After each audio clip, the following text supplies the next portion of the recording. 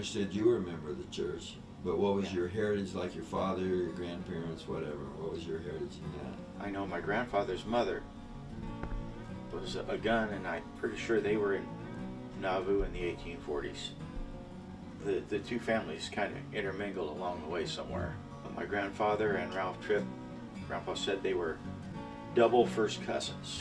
What happened was a brother and a sister married a sister and a brother. We have the family story that on the second migration of people to Utah, my ancestors, and I don't remember which family or if it was both families, went on the second migration. I think it was the gun side, left, leaving all their possessions, left under cover of darkness to escape the Danites. They're escaping from where?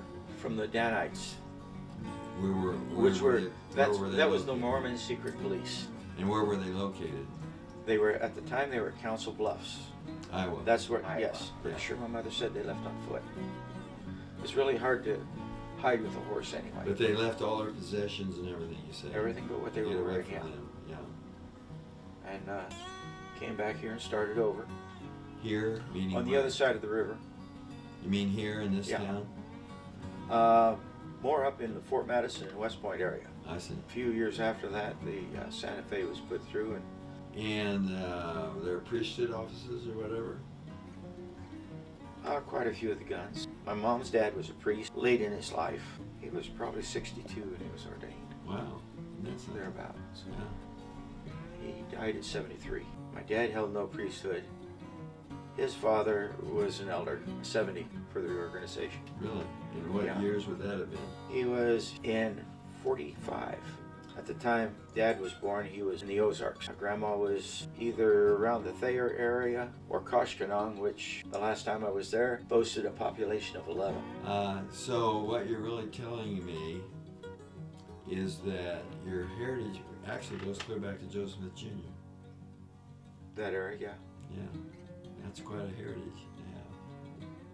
What was your heritage in the church? I can't quite remember. You told me the other day. My grandparents, Clifford and Sally Wakeland, were, as far back as I can remember, they had been longtime church members, and that's where I knew the church. And then through my parents. My dad never went to the church until I was a senior in high school. Oh. Yes, he fell down a flight of stairs and broke both legs and was laid off from work for almost a year. And he had an experience, he was home alone, and he saw an angel, and the angel spoke to him. After the angel spoke to him, my dad was healed. They didn't know how long he would be before he would be out of the cast and go back to work. And then my dad chose to be baptized and go back to church and be baptized. My dad and Mom went back to church after that and were longtime churchgoers. Before that, I will back up. My mom and dad wanted my sister and I to go to church, and they took us to church as young children.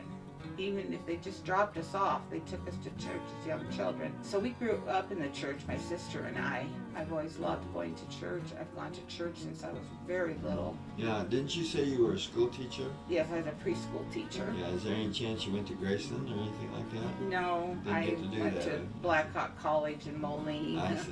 Okay, Yeah. And how long were you a school teacher?